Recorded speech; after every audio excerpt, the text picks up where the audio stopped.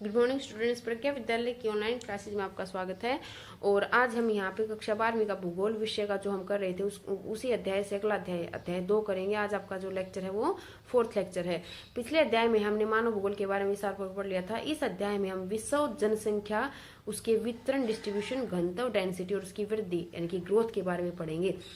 अब एक बार इसको पढ़ने से पहले हम ये जान लेते हैं कि इस अध्याय को पढ़ने का हमारा उद्देश्य क्या है, इसको हम मानव भूगोल में क्यों पढ़ते हैं। तो वो देखें, मानव प्रकृति में एक सक्रिय संसाधन है। किसी देश के निवासी ही उसके वास्तविक धन होते हैं। यही लोग देश के संसाधनों का उपयोग करते हैं और उसकी नीतियों का निर्धारण करते हैं। किसी देश की पहचान उसके लोगों से होती है। यानी कि कल भी मैंने आपको बताया था कि मानव भूगोल में सबसे ज्यादा महत्व किसका, हम किसके इर्द गिर्द रहेंगे, मानव के इर्द गिर्द रहेंगे। और ये बात आपको भी पता है कि मानव एक सबसे महत्वपूर्ण संसाधन है। तो किसी भी देश का अगर विकास की बात करूं तो वो किससे जुड़ा होता है, उस देश के मानव से जुड़ा होता है कि उसका मानव कितना डेवलप है, वो कितना पढ़ा लिखा है, उसने कितना विकास अपना कर लिया है। तो उसी से उस देश का विकास जुड़ा होता है। इस लेसन को शुरू करने से पहले एक बार इसके कुछ महत्वपूर्ण प्रश्न बनते हैं जिनके आंसर हमें इस अध्याय में मिलेंगे। तो प्रश्न देखें आप क्या क्या है। किसी देश की जनसंख्या कितनी है, तो सबसे पहले तो हमें ये पता होना चाहिए कि इस देश में कितने लोग बसे हुए हैं, तभी तो हम ये पता लगा पाएंगे कि वो कितने डेवलप हैं। दूसरा, किसी देश में स्त्रियों पुरुषों का जो अनुपात है वो कितना कितना है, यानी कि सेक्स रेशो के बारे में पढ़ेंगे। प्रति वर्ष कितने बच्चे जन्म लेते हैं और कितने लोगों की मृत्यु होती है और क्यों। हम उस देश के या पूरे विश्व के जो जन्म दर है वो और मृत्यु दर है वो और इनके कारणों के बारे में पढ़ेंगे। लोग नगरों में रहते हैं, गांव में, यानी कि हम यहाँ पे नगरीय और ग्रामीण जनसंख्या के बारे में भी पढ़ेंगे। और क्या वे पढ़ लिख सकते हैं तथा वे क्या करते हैं, वो एजुकेटेड हैं, साक्षर हैं या फिर वो निरक्षर हैं, इसके बारे में पढ़ेंगे। और उनका जो ऑक्यूपेशन है, जो उनका व्यवसाय है, वो क्या काम करते हैं, इसके बारे में हम इस अध्याय में पढ़ेंगे। इन सभी प्रश्नों के उत्तर हमें एक एक टॉपिक के साथ मिलते चले जाएंगे। सबसे पहले हम बात करते हैं विश्व में जनसंख्या वितरण के प्रारूप की, यानी कि अगर वर्ल्ड कि मैं पॉपुलेशन के जो पैटर्न है उसकी बात करूं तो वो किस प्रकार का है। तो सबसे पहले देखिए कि वर्ष 2011 में विश्व की जनसंख्या 698.6 करोड़ दर्ज की गई थी। कितनी दर्ज की गई थी? 698.6 करोड़ दर्ज की गई थी। इसका आंसर आप इस प्रकार से भी याद रख सकते हैं कि किस शताब्दी के प्रारंभ में विश्व की जनसंख्या लगभग 600 करोड़ थी। कितनी थी विश्व की जनसंख्या? लगभग 600 करोड़ थी। इसके बाद जनसंख्या वितरण जानने की क्या होता है। जनसंख्या वितरण का अर्थ है भूपृष्ठ पर लोग किस प्रकार वितरित हैं। विश्व की जनसंख्या का 90% भाग पृथ्वी के 10% जल स्थल भाग पर निवास करता है।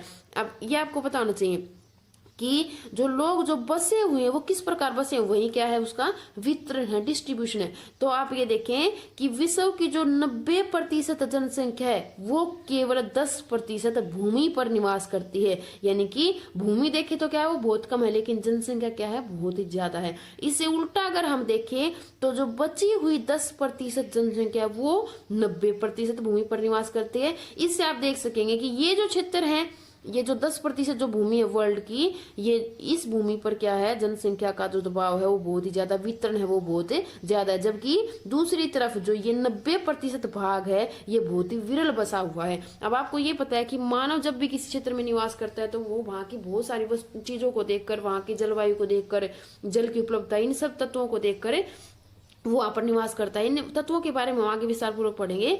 तो यहाँ पर आप ये देख लीजिए कि जो 90% जनसंख्या वो केवल कितनी भूमि पर रहती है, 10% भूमि पर। जबकि 10% जो जनसंख्या है वो कितनी भूमि पर रहती है, 90% भूमि पर निवास करती है, यानी कि बहुत ही विरल बसी हुई है। अब विश्व के कुछ देश हैं जो सबसे ज्यादा डेंस पॉपुलेटेड हैं, 10 सर्वाधिक जनसंख्या वाले जो देश हैं वो हम यहाँ पे देख लेते हैं। विश्व के 10 देशों में विश्व की 60% जनसंख्या निवास करती है, यानी कि ये 10 वो देश है जहां पर विश्व की कितनी जनसंख्या, 60%। बाकी विश्व के जितने भी देश उनमें केवल 40% जनसंख्या निवास करती है। तो आप इससे अनुमान लगा सकते हैं कि कितने ज्यादा जनसंख्या वाले देश हैं, कितने ज्यादा जनसंख्या वितरण वाले देश हैं। इसमें से 6 एशिया में स्थित है, और कहूं कि 7 भी कहूं तो भी ये गलत नहीं होगा, क्योंकि रूस क्या है, कुछ भाग एशिया में और कुछ उसका यूरोप महाद्वीप में है। तो कितने देश हैं मेनली, तो 6 देश एशिया में स्थित हैं। तो इससे आप देख सकते हैं कि विश्व का जो सबसे अधिक जनसंख्या वाला महाद्वीप, अगर वो आपसे प्रश्न पूछा जाए तो इस आप वो कौन सा बताओगे, वो आप बताओगे एशिया महाद्वीप। अब देखो सबसे पहले जो देश आता है वो कौन सा है, कल भी जैसे हमने बता दिया था, थोड़ा सा जिक्र किया था, चीन। चीन जो देश है उसकी जो जनसंख्या ये 2011 के आंकड़े मैं आपको यहाँ पे दिखा रही हूँ, उसकी जनसंख्या कितनी थी, लगभग 134.96 करोड़ थी। भारत 121.0 करोड़, जो अब 130 करोड़ के करीब पहुंच चुकी है। America 31.67 crore, Indonesia 25.12 crore. अब ये आंकड़े बस एक बार आप देख लीजिए, सारे आपको याद करने की आवश्यकता है। फर्स्ट थर्ड नंबर पे जो है उनको आप याद कर लीजिए। इंडोनेशिया, ये भी एशिया का देश है, यहाँ की 25.12 करोड़। ब्राजील, ये आपका दक्षिण अमेरिका का देश है, यहाँ की जो जनसंख्या वो है 20.10 करोड़।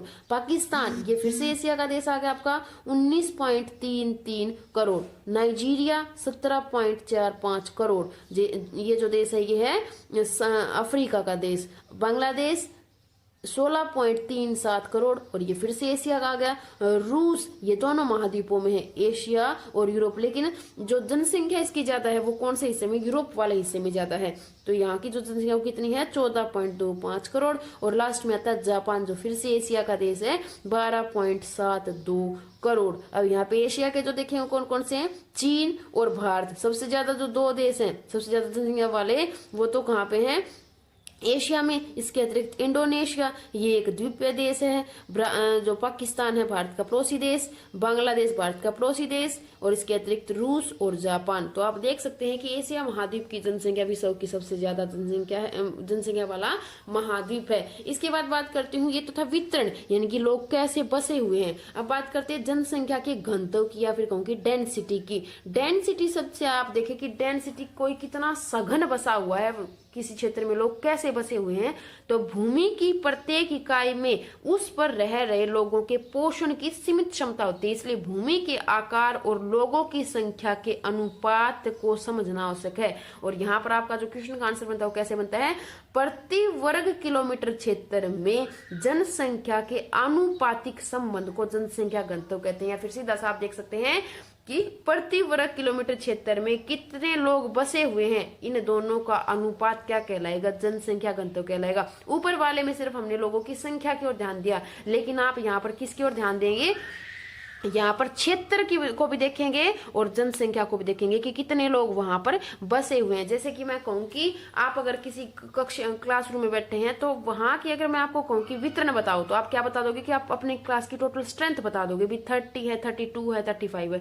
लेकिन अगर मैं कहूँ कि आपको घनत्व बताना, डेंसिटी बतानी, तो कैसे बताएंगे, उस जो कमरा जो आप जिस कमरे में बैठे, वो जो कमरा आपका क्लासरूम है, उसका साइज और उसमें कितने बच्चे बैठे हैं, ये उसका क्या हो जाएगा, उसका घनत्व हो जाएगा। उन दोनों का जो अनुपात वो क्या हो जाएगा, उसका घनत्व हो जाएगा। इसके बाद जो इसका जो फॉर्मूला है उसको कैसे निकालते हैं हम, कुल जनसंख्या बटे कुल क्षेत्रफल। सबसे पहले क्या देख लो, किसी देश की या किसी क्षेत्र की कुल जनसंख्या और उसका कुल क्षेत्रफल क्या है। जैसे कि किसी प्रदेश का क्षेत्रफल मान लो फॉर एग्जांपल 100 वर्ग किलोमीटर है और उसकी जनसंख्या 50,000 है, तो 50,000 को किसे डिवाइड कर देंगे हम, 100 से। तो कितना घनत्व उसका आ गया है, 500 व्यक्ति प्रति वर्ग किलोमीटर उसका घनत्व यहाँ पे बनता है। अब इसके बाद जो घनत्व को जो प्रभावित करने वाले जो कारक हैं उनको आप देख लीजिए कि कौन कौन से कारक हैं जो जनसंख्या घनत्व को प्रभावित करते हैं। जनसंख्या घनत्व को, या फिर मैं कहूँ कि इसकी विधियां भी हैं, ये प्रभाव भी पड़ते हैं इन विधियों के इसके ऊपर, और ये इसके जो ज्ञात करने की जो तरीके हैं वो भी हैं। तो देखें, गणितीय घनत्व और कायिक पोषक घनत्व।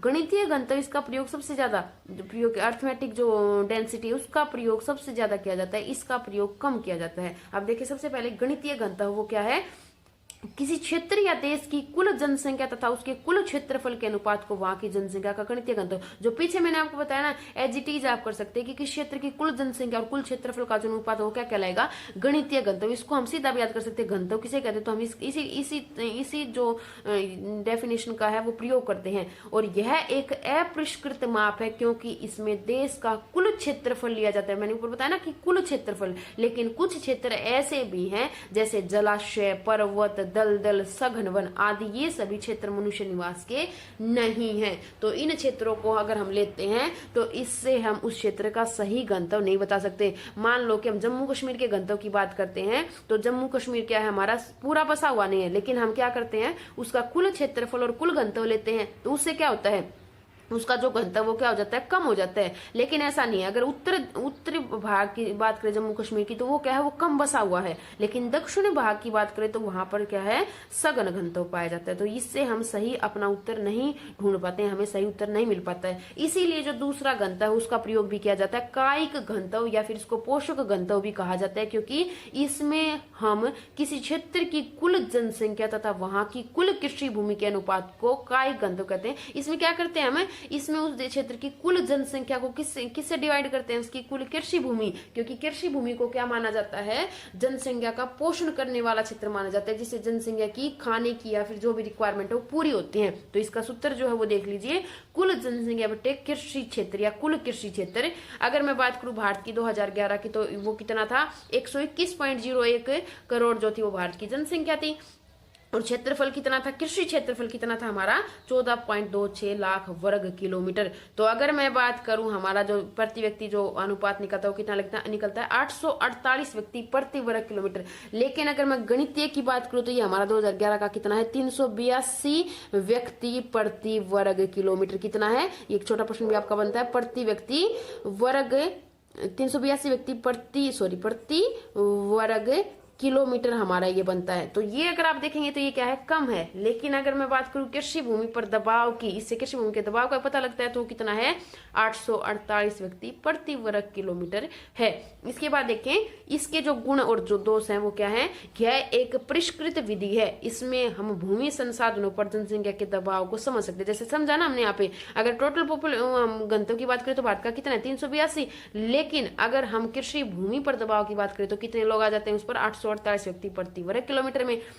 और कृषि प्रधान विकासशील देशों जैसे भारत, चीन, इंडोनेशिया, पाकिस्तान, बांग्लादेश में इसका विशेष महत्व है, जहां पर कृषि ज्यादा की जाती है। लेकिन इसकी एक कमी भी है। इस विधि की कमियां यह है कि कई बार समस्त गैर कृषि भूमि को अनुत्पादक मान लिया जाता है। अब बात करूं कि हमने कृषि भूमि को तो ले लिया, लेकिन उद्योग भी तो किसी देश का पोषण करते हैं, उद्योगों से भी लोगों को रोजगार मिलता है, तो उनको हमने यहाँ पे नहीं लिया। तो इसको उनको क्या मान लिया हमने, अनुत्पादक मान लिया, यानी कि उनसे कोई उत्पादन नहीं है। लेकिन ऐसा नहीं है। और संपूर्ण कृषि भूमि को एक समान उत्पादक यानी कि एक जैसा मान लिया, लेकिन ऐसा नहीं है, क्योंकि सभी क्षेत्रों में एक जैसा कृषि उत्पादन नहीं होता। तो इसको भी क्या मानते हैं हम, इसमें भी इसकी कमी मानते हैं कि ये भी पूरी तरह से एक सही विधि नहीं है। आज ये हमारा जो घनत्व है, जो जनसंख्या वितरण है, वो हमारा पूरा हो गया है। कल हम अगला नेक्स्ट टॉपिक जो हमारा वो करेंगे, और आप इनको उतार लें क्योंकि आपके बहुत ही महत्वपूर्ण प्रश्न है। Thank you.